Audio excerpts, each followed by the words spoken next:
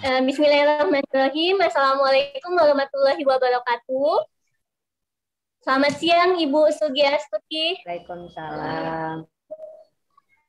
Selamat siang, Ya, Putri. Apa kabar?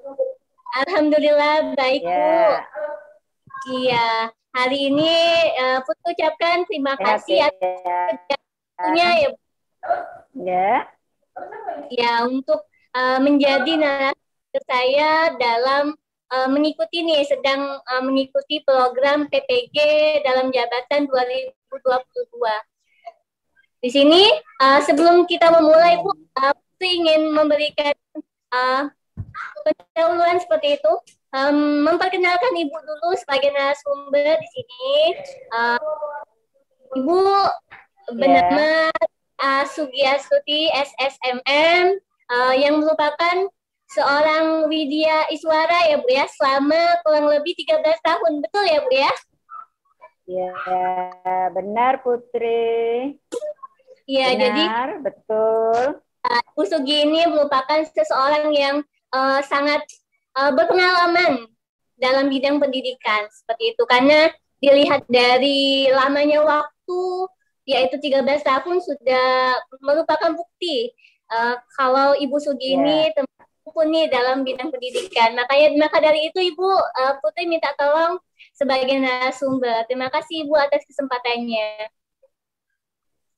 Sama-sama. Baik Ibu. Baik Ibu, atas kita lanjut saja ke pembahasan wawancara hari ini mengenai banyak sekali masalah-masalah yang ada di pendidikan Indonesia. Betul ya, Bu ya? Ya, demikianlah kira-kira gitu ya, menurut data dan fakta yang ada.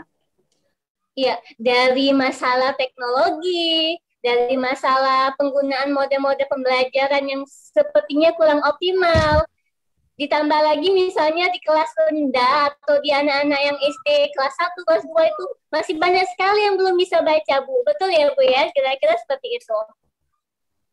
Nah, itu sedikit betul mengenai perkembangan sekarang. Saya di sini sebagai moderator ingin menanyakan kepada Ibu Sugi mengenai apa sih penyebab dari masalah-masalah yang timbul seperti itu, Bu? Baik. Ya, jadi tadi Putri sudah menyampaikan beberapa ya tentang minat baca ya, tentang minat baca betul, siswa. Ibu. Memang beberapa keluhan sering kita dengar langsung dari para guru, khususnya guru sekolah dasar gitu ya, bahwa minat belajar siswa ini sangat kurang.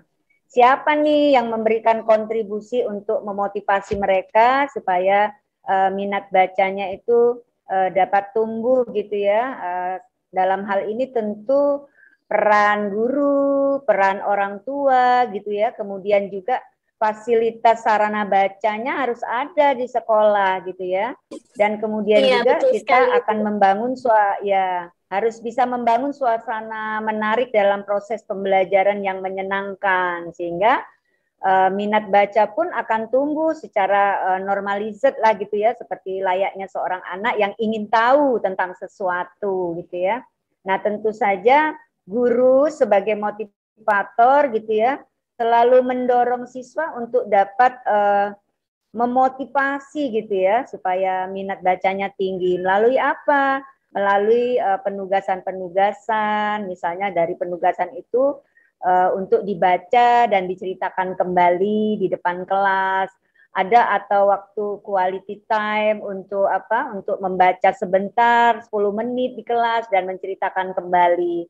Kira-kira seperti itu. Guru sebagai termasuk juga supervisor gitu ya, yang dapat mengawasi proses pelaksanaan pembelajaran sehingga keadilan dan kesempatan untuk menyampaikan ya apa yang dia dapat dari membaca itu secara adil dan merata sehingga mereka merasa diberikan punishment dalam diberikan reward dalam hal ini ya untuk menyampaikan informasi dengan baik dan benar seperti itu ya. Oke Putri, saya kira itu untuk minat baca ya. Oke, ya. Terkait Terima kasih, Bu, dengan ya. apalagi Putri? Terkait Ya. dengan baca tadi, Bu, apa kira-kira nih, Bu, kalau menurut Ibu sendiri, faktor yang paling sangat berperan, mengapa sih bisa rendah minat baca itu masih rendah sekali di Indonesia ini? Minat baca anak itu masih rendah sekali. Yeah. Bahkan masih banyak sekali anak yang belum bisa baca, Bu. Kira-kira faktor apa nih yang kita paling menjadi penyebab rendahnya minat baca?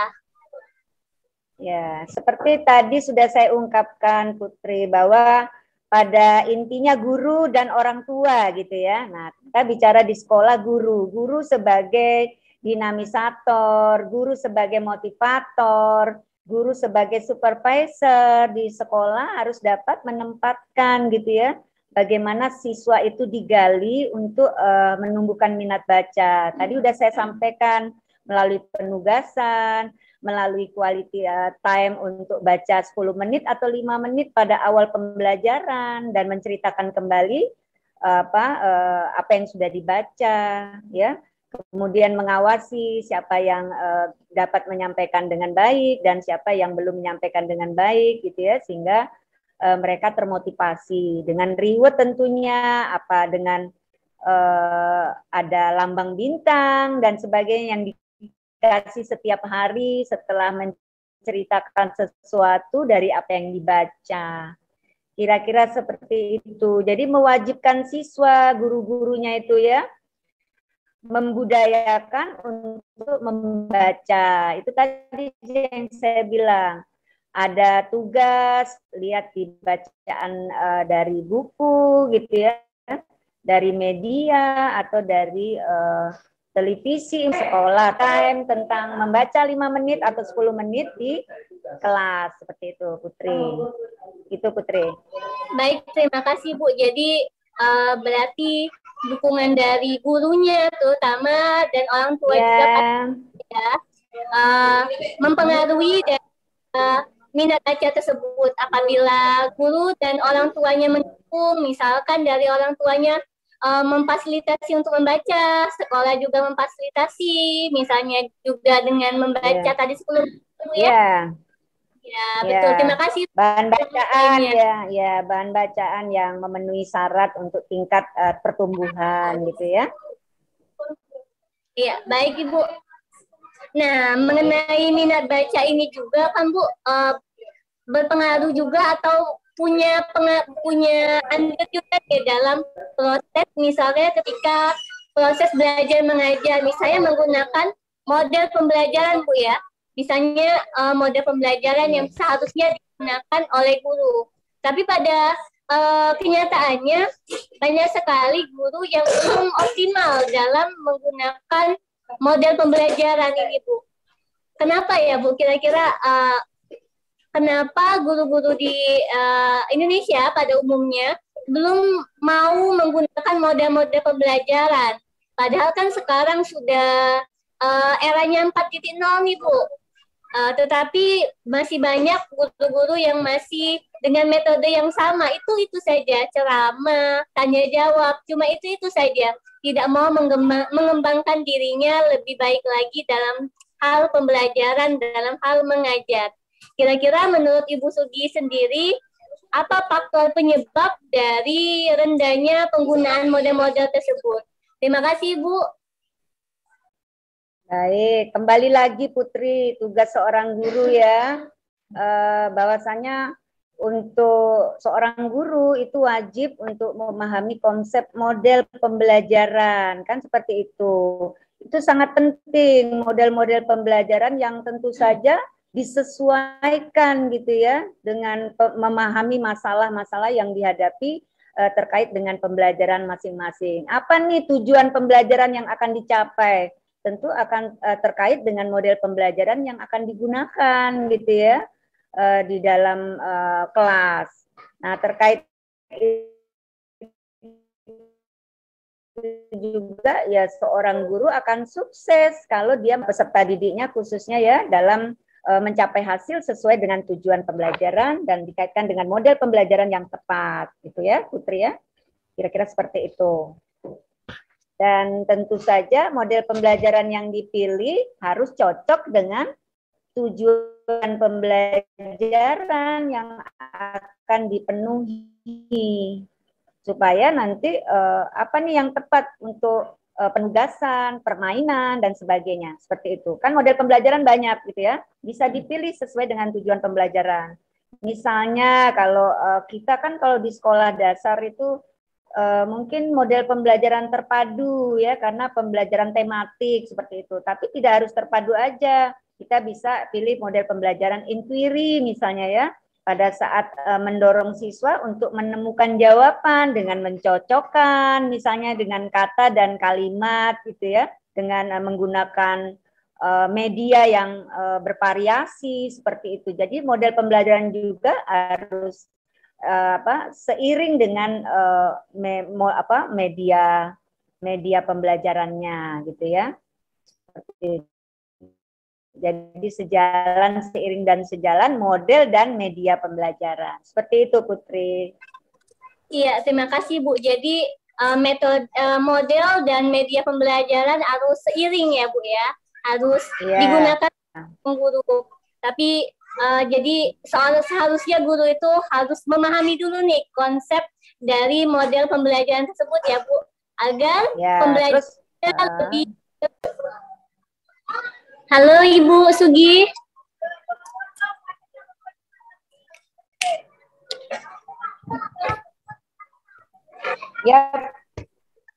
Ya Put, silakan.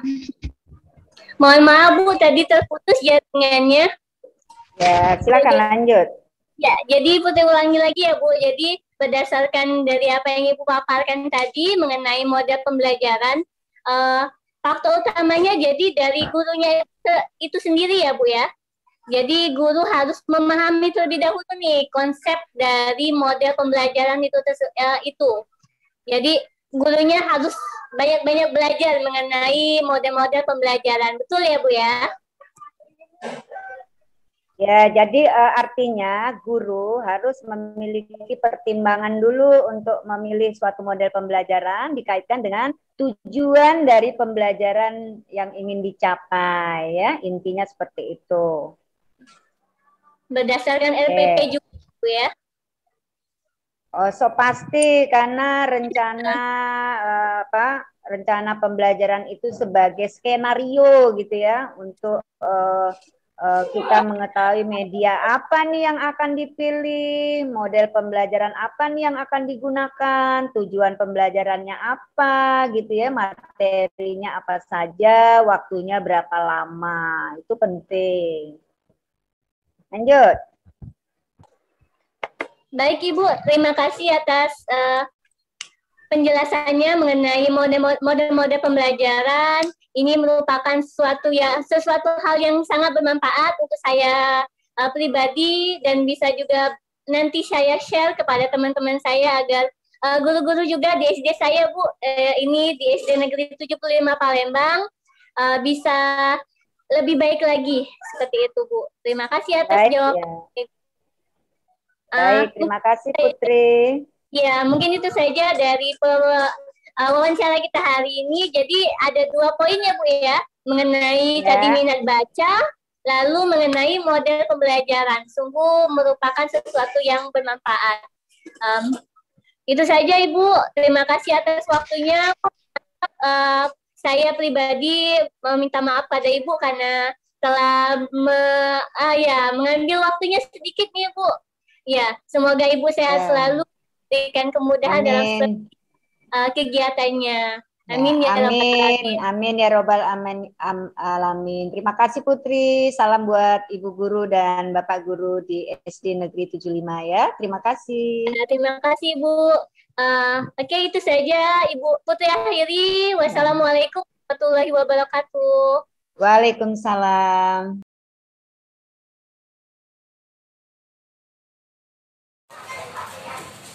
Ya, assalamualaikum warahmatullahi wabarakatuh. Waalaikumsalam warahmatullahi wabarakatuh. Alhamdulillahirrahmanirrahim, kita bisa berkumpul di sini dalam acara spesial hari ini mengenai wawancara mengenai banyak hal yang dia sekolah-sekolah, khususnya sekolah negeri. Tidak luput juga di SD Negeri 75 Palembang juga memiliki banyak sekali masalah-masalah yang pasti ditemukan oleh guru-guru. Betul ya ibu-ibu ya? Iya. Jadi hari ini kami akan membahas banyak sekali masalah dan kami akan menemukan apa sih faktor penyebabnya seperti itu. Nah, sebelumnya saya akan memperkenalkan diri. Saya Putri Alika, peserta PPG dalam jabatan 2022. Meminta teman-teman sejawat saya sebagai guru dari SD Negeri 75 Palembang untuk memberikan tanggapannya. Berikut saya akan memperkenalkan teman-teman saya, guru-guru SD Negeri 75 Palembang. Di sebelah saya ada Ibu Filza Izaki Amin, MPD. Beliau mengajar di kelas 6. Selanjutnya Ibu Pun Farida MPD. Beliau juga mengajar di kelas rendah, di kelas 2 SD. Terus ada Ibu Yulia Oktaliza, di mana beliau ini mengajar di kelas 6 juga. Pasti kiranya ketika kelas 6 itu nanti akan banyak sekali kita dapatkan ilmu-ilmunya, info-infonya mengenai masalah-masalah yang ada di sekolah. Selanjutnya ada Ibu Nyayu Sofia, SPD GR. Beliau sudah tersertifikasi sama dengan halnya dengan Ibu Yulia Oktaliza, sudah tersertifikasi menjadi guru profesional. Selanjutnya ada Ibu Atika Oktalina SPD. Beliau juga mengajar di kelas rendah, di kelas 1. Selanjutnya ada Ibu Yusni SPD. Nah, bagaimana kabarnya Ibu? Alhamdulillah baik. Nah, bagaimana menurut ibu-ibu sekarang ini pendidikan di Indonesia terutama sudah semakin baik ya? Iya, sudah semakin baik. Terutama di bidang teknologi juga, di bidang pelatihan-pelatihan juga sekarang makin banyak ya Bu ya. Iya. Tapi namun pada kenyataannya banyak sekali masalah yang kita temukan, baik dari masalah gurunya maupun siswanya pastinya, baik juga dari sarana prasarana.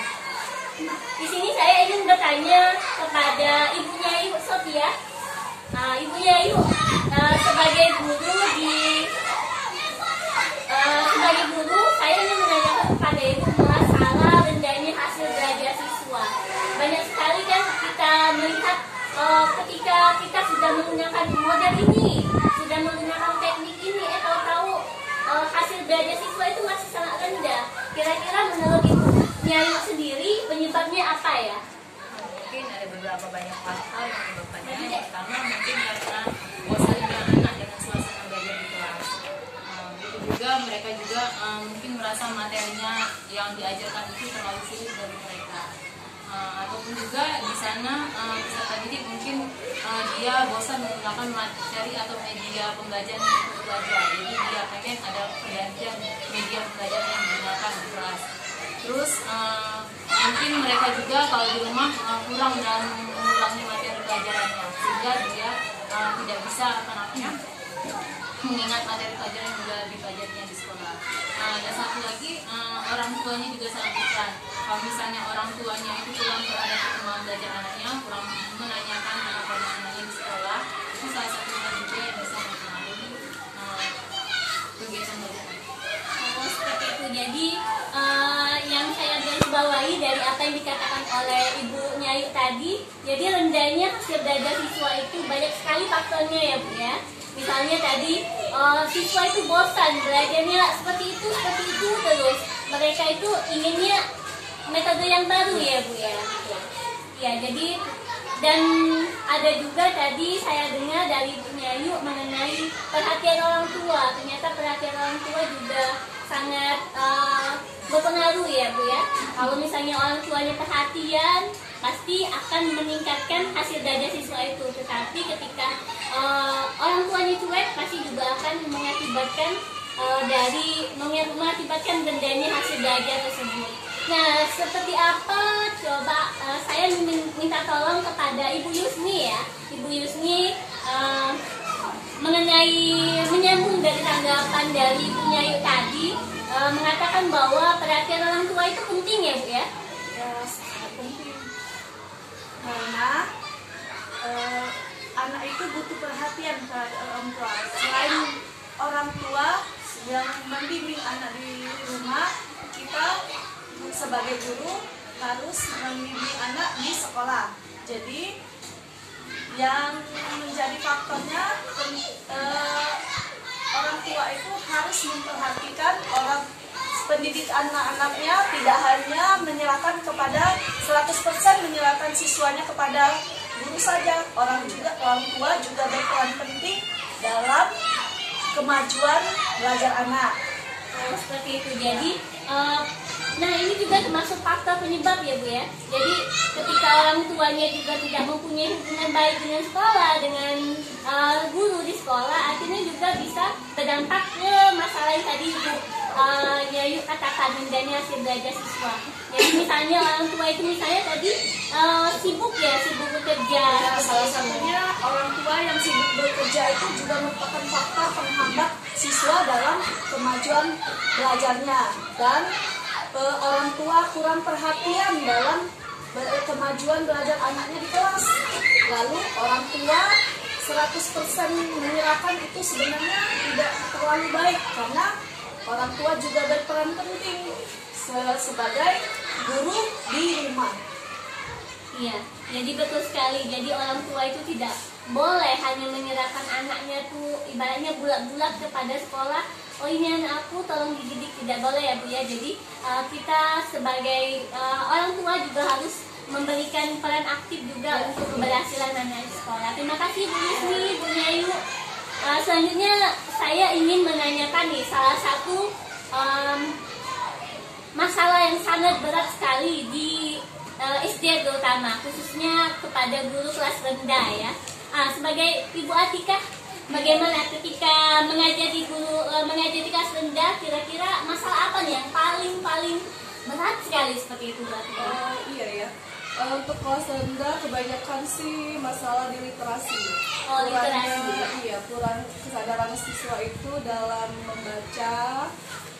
Sebenarnya mereka juga pada saat kita PPDB, pada saat kelas 1 itu sebagian siswa kita itu belum terdaftar, belum menempuh jalan TK dahulu, dia langsung ke SD. Jadi di mana minat baca mereka itu mungkin belum tersalurkan. Terus di pada lingkungan masyarakat juga, di mana lingkungan kita, sekolah kita ini, orang tua itu belum membiasakan anak-anaknya dari kecil untuk membaca, dan kurangnya sarana prasarana seperti buku cerita dan lain-lain untuk mereka membaca. Ada juga di sekolah kita mempunyai pojok bahasa, pojok literasi ya, iya. Nah di situ anak siswa tuh belum memanfaatkan secara optimal. Mereka masih takut dalam meminjam buku, masih takut dalam membaca-baca, padahal itu sudah kita sediakan untuk mereka supaya mereka terbiasa dalam membaca. Oh iya, jadi padahal sekolah sudah memfasilitasi nih, ada pojok baca di setiap kelasnya, tetapi dari siswanya mungkin dari motivasi dalam dirinya masih sangat rendah ya Bu ya. Terus karena akibat COVID-19 kurang lebih 2 tahun itu ya, anak-anak kan lebih fokusnya ke handphone karena pembelajaran daring. Jadi anak-anak tuh lebih tertarik ke handphone dibandingkan ke buku. Nah maka dari itu kalau sekolah kan tidak mempunyai ruang perpustakaan. Jadi di mana kita berpikir sekolah kita membentuk perpustakaan digital, nah yang bisa diakses oleh seluruh siswa. Tetapi mungkin IT dari siswa dan orang tua kita itu belum memadai, jadi mungkin belum terlaksana penuh dengan perpustakaan digital itu. Iya, jadi sebenarnya kembali lagi ke fasilitas tadi, sebenarnya sekolah sudah memfasilitasi. Jadi SD Negeri 75 Palembang ini ada perpustakaan digital ya, iya. Tetapi pada kenyataannya siswa dan orang tua itu belum memanfaatkan secara penuh dari fasilitas yang ada di sekolah, yaitu perpustakaan digital. Nah ini juga berhubungan tentang teknologi ya, tentang IT. Nah selanjutnya boleh ya Bu Filza Izati ini merupakan seseorang juga yang menurut saya dan menurut teman-teman juga mumpuni masalah teknologi. Bagaimana Ibu Firza, kalau menurut Ibu Firza sendiri, faktor apa sih yang menyebabkan pemanfaatan teknologi itu masih sangat rendah seperti itu, Bu? Silakan, Bu. Terima kasih, Bu Putri. Memang pada zaman sekarang pembelajaran itu menggunakan pemanfaatan teknologi informasi khususnya. Sebenarnya dalam pembelajaran itu memang menggunakan teknologi, Bu. Tetapi yang dimaksud di sini adalah teknologi informasi. Spidol dan papan tulis itu juga merupakan teknologi. Tetapi kita lebih tekankan di teknologi informasi untuk di zaman sekarang. Pemanfaatan teknologi informasi ini masih kurang. Maksudnya penyebabnya guru belum menggunakan itu ya, Bu? Iya, betul kan, minim sekali kemampuan guru itu untuk menggunakan teknologi. Padahal pada zaman sekarang kan teknologi itu sudah semakin canggih ya, apalagi di era 4.0 ini ya, Bu ya. Iya. Nah, ini mungkin memang disebabkan dikarenakan karena motivasi diri sendiri dari guru itu. Nah, motivasi diri sendiri oleh guru itu ada penyebab lain yang menyebabkan motivasinya kurang, sehingga dia menggunakan pemanfaatan teknologi informasi ini kurang.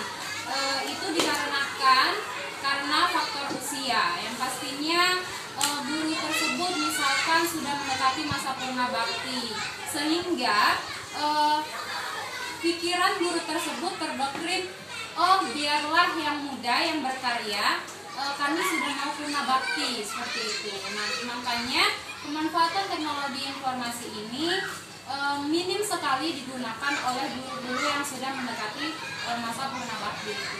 Lalu selanjutnya, sebenarnya sarana dan prasarana di sekolah sudah mencukupi seperti laptop, proyektor, dan mungkin setiap guru sudah memegang handphone Android yang bisa digunakan untuk pembelajaran dalam pemanfaatan teknologi informasi ini. Tetapi seperti yang laptop, komputer, proyektor itu hanya disediakan di sekolah. Jadi ketika guru memiliki kemauan untuk belajar, dia hanya belajar di sekolah saja. Untuk di rumah dia tidak belajar lagi. Nah, maka dari itu kurangnya waktu belajar guru tersebut menyebabkan dia menggunakan pemanfaatan teknologi informasi ini kurang paham karena kurangnya waktu untuk belajar tadi, Ibu. Selanjutnya adalah dikarenakan waktu juga, sehingga guru-guru itu untuk mengikuti pelatihan yang berkaitan dengan teknologi informasi ini mungkin kurang, dikarenakan waktunya sudah di rumah sudah ada pekerjaan rumah, di sekolah untuk mengajar juga untuk mengajar siswa. Lalu selanjutnya tidak lepas juga faktor lingkungan belajar. Nah, lingkungan belajar ini ada banyak sekali. Lingkungan belajar ini ada mencakup guru itu sendiri, ada wali murid, dan juga ada siswanya itu sendiri. Nah, ketika gurunya sudah semangat menggunakan pemanfaatan teknologi informasi di sekolah, kita juga harus koordinasi dengan orang tua, dengan siswa untuk tetap semangat menggunakan teknologi informasi ini, baik itu di rumah maupun di sekolah. Apalagi pada masa pandemi kemarin, kita harus benar-benar koordinasi dengan orang tua, dengan siswa. Kita memberikan tugas dengan siswa. Misalkan kita tidak hanya memberikan tugas, tapi kita melakukan meeting di Zoom. Ketika kita memberikan pengumuman di WA, tetapi sarana prasarana yang ada di rumah hanya satu, digunakan oleh kakaknya, digunakan oleh orang tuanya, sedangkan orang tuanya bekerja. Nah, makanya hanya satu, jadi kadang anak-anak tidak mengikuti Zoom tersebut. Lalu terlewatlah meeting pada hari itu, sehingga siswa tidak mengikuti pembelajaran yang menggunakan teknologi informasi tadi. Nah, mungkin itulah faktor-faktornya. Masih banyak yang lain, tetapi secara garis besar menurut saya seperti itu, Ibu. Oke, baik, terima kasih. Jadi yang perlu saya tekankan di sini, sesuai sesuai dengan perkataan dari Bu Firza tadi, jadi banyak sekali faktornya mengenai motivasi juga ya dari dalam diri guru itu tersebut. Guru itu seharusnya memang benar-benar melek teknologi, tapi bukan cuma guru nih yang mendukung, ternyata siswa pun harus sama-sama nih saling berkaitan. Ketika siswa juga semangat, pasti gurunya itu semangat. Ketika gurunya semangat, pasti insya Allah gurunya juga, siswanya juga semangat. Dan banyak sekali faktor yang telah dikemukakan oleh Bu Firza tadi. Terima kasih Bu Firza. Ada dua lagi nih permasalahan yang juga berkaitan nih satu sama lainnya ya. Jadi setiap masalah ini berkaitan satu sama lain. Nah, permasalahan yang selanjutnya di sini ada permasalahan mengenai kurangnya pemahaman siswa dalam pembelajaran berbasis HOT, yaitu pembelajaran yang membutuhkan tingkat tinggi, yaitu berpikir kritis. Nah, ketika kita mengajarkan tersebut pasti banyak sekali kendalanya ya. Bagaimana menurut Ibu Kuntalija sendiri mengenai pembelajaran HOT itu, Bu? Apakah sulit, Bu? Baik, terima kasih Ibu Putri. Di sini mengenai pembelajaran HOT, sebelumnya kita sekarang ini berada di era abad 21 ya, dimana kita di sini dituntut untuk memiliki kemampuan atau skill dalam berpikir kritis untuk memecahkan suatu masalah yang semakin pelik di era abad 21 ini. Jadi dalam pembelajaran abad 21 kita dituntut untuk memiliki pemikiran yang kritis, yaitu dalam pembelajaran disebut dengan HOT ya, yaitu pemikiran tingkat tinggi. Sebelumnya ada dua, yaitu pemikiran yang rendah dan tinggi. HOT dan HOT itu tidak bisa dipisahkan, mereka itu saling berkaitan. Nah, pada kenyataannya, pada pembelajaran yang sudah kita lalui sebelumnya, yang kita lihat pada saat ini, pembelajaran yang dilakukan di sekolah itu kebanyakan masih pada tahap HOT atau pada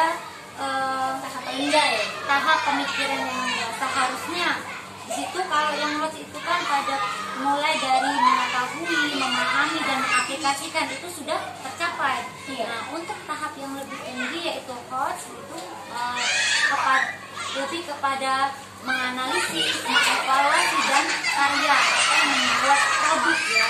Jadi untuk pembelajaran saat ini masih kebanyakan masih pada tahap yang HOT, tapi tidak menutup kemungkinan juga banyak juga yang sudah sampai tahap HOT juga mungkin ya. Nah, kemudian peserta didik juga agak kesulitan ketika dia menemui soal yang berbentuk HOT. Kenapa dia kesulitan? Karena dia belum terbiasa dalam berlatih berpikir kritis. Contohnya pada soal HOT yang kita jumpai misalnya pada kegiatan AMBK ya untuk kelas 5 misalnya. AKM ya. Pada kegiatan AKM itu soalnya sudah termasuk dalam soal-soal HOT semua. Nah, peserta didik kita ini kesulitan dalam melaksanakan untuk mengerjakan soal-soalnya karena dia itu belum terlatih untuk melakukan pemikiran secara kritis. Jadi di sini Sebelum siswa gurunya gitu Mbak. Lanjut. Oke, nah jadi siswa kesulitan dalam mengerjakan soal-soal yang berbasis HOT karena kemampuan peserta didik itu masih dalam tahapan C1, C2, dan C3 yaitu mengetahui, memahami, dan mengaplikasikan.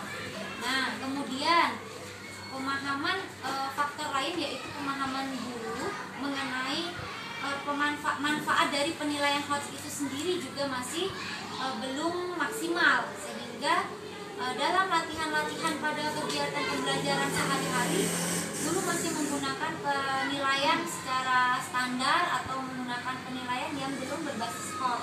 Nah, itu juga sebenarnya latihan-latihan itu yang akan memberikan kebiasaan kepada peserta didik untuk berlatih berpikir kritis. Nah, kemudian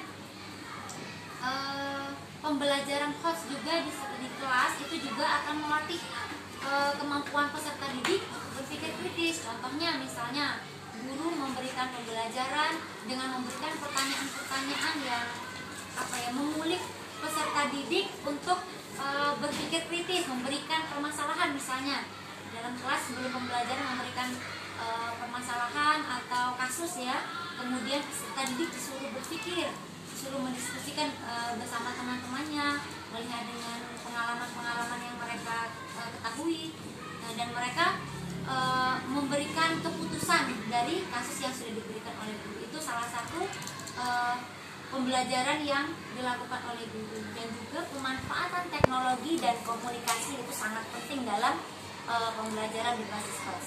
Mungkin itu saja Ibu. Oke, terima kasih Bu Farida. Jadi banyak sekali ya yang menjadi faktor penyebab dari susah sekali nih mengajarkan HOTS kepada anak-anak terutama.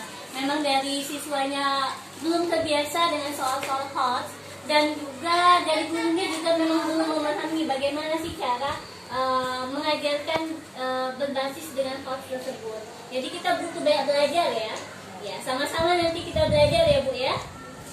Selanjutnya di materi terakhir di situ ada masalah yang saya juga menemukannya ya, yaitu mengenai belum optimalnya penggunaan model-model pembelajaran yang seharusnya digunakan oleh guru ketika mengajar. Tetapi kita ketahui guru jarang sekali nih menggunakan model-model yang bervariasi. Kira-kira menurut Ibu Yulia nih, Ibu Yulia Oktaliza sebagai guru yang sudah bersertifikasi juga sudah banyak sekali pengalamannya mengenai model-model pembelajaran. Kenapa ya Bu ya kira-kira guru-guru tersebut masih enggan untuk menggunakan model-model pembelajaran yang seharusnya sudah kita lakukan, sudah kita laksanakan seperti itu. Bagaimana Ibu Yulia? Ya, baik, terima kasih Bu Putri. Sebenarnya model pembelajaran itu adalah salah satu faktor yang sangat penting dalam proses pembelajaran.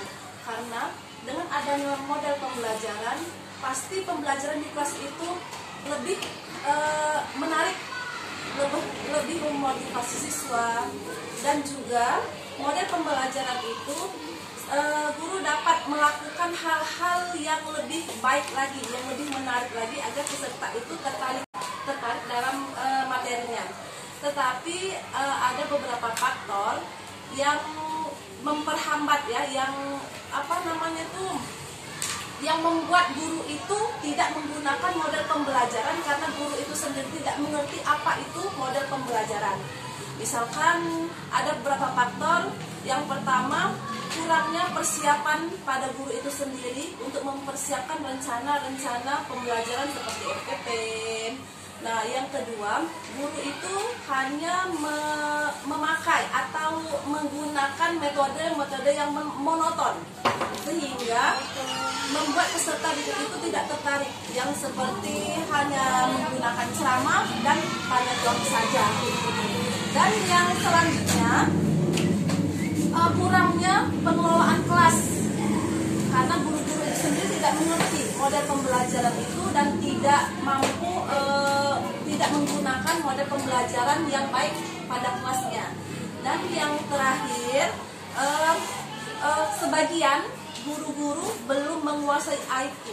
Jadi mereka belum menggunakan InFocus pada proses pembelajaran. Sedangkan InFocus itu sendiri adalah sarana dan prasarana yang bagus untuk kita memberikan materi agar siswa itu lebih tertarik. Oke, jadi banyak sekali ya Bu ya faktor yang mempengaruhi model-model pembelajaran itu tidak digunakan. Yang pertama tadi yang saya paling ingat tadi, guru belum mempersiapkan FPP-nya dengan matang seperti itu. Jadi guru belum mempersiapkan itu. Seharusnya kan FPP itu adalah hal yang pertama sekali harus dimiliki oleh seorang guru. Terus guru juga kayaknya sudah di zona nyamannya, metodenya ceramah, tanya jawab. Sedangkan ketika menggunakan misalkan membuat kelompok kecil, padahal itu simpel ya Bu ya, tapi mungkin guru masih merasa aduh ribet, aduh nanti kelasnya ribut, aduh seperti apa. Jadi mungkin lebih tidak terhandle mungkin pemikiran dari guru-gurunya. Ya, terima kasih Bu Yulia. Ya. Alhamdulillahirrahmanirrahim, setelah dari wawancara dari para guru dari SD Negeri 75 Palembang, saya mendapatkan banyak ilmu nih. Mengetahui sekarang banyak sekali penyebab-penyebab dan banyak sekali masalah-masalah yang kita temukan di nyatanya di terutama di sekolah kita sendiri yang kita alami sebagai guru. Harapannya ke depan semoga masalah-masalah yang setelah kita sampaikan ini tidak lagi ada nih. Misalnya tadi rendahnya minat baca siswa. Mungkin pada tahun kedepannya nanti tidak ada lagi nih orang yang meneliti masalah literasi, karena anak-anak Indonesia sudah rajin membaca, suka membaca, senang membaca, budaya membaca telah dibudayakan dengan sangat baik. Nah, seperti itu.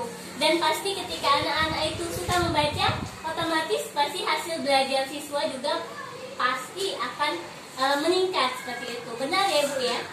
Iya. Jadi dan juga masalah teknologi tadi. Jadi masalah teknologi ini seperti kata Ibu Tilda tadi, kita tidak bisa nih memang sudah zamannya, istilahnya memang sudah zamannya kita pada era sekarang 4.0 itu kita harus mengikuti zaman. Zamannya memang sudah teknologi nih, jadi kita harus memang menggunakan teknologi tersebut. Ya, terima kasih Ibu-ibu atas waktunya, terima kasih atas ilmunya. Mungkin untuk yang terakhir sekali kita boleh ya Bu ya, kita memberikan tepuk SD Negeri 75. Bagaimana Bu? Masih ingat? Sekolah hebat untuk anak. Oh iya ya, sekolah hebat. Apa Bu? Sekolah tepat untuk anak hebat. Ya, kita sama-sama ya Bu ya. 1, 2, 3. SD Negeri 75 Palembang. Sekolah tepat untuk anak hebat. Oke, terima kasih Bu-ibu. Saya akhiri. Wassalamualaikum warahmatullahi wabarakatuh. Waalaikumsalam.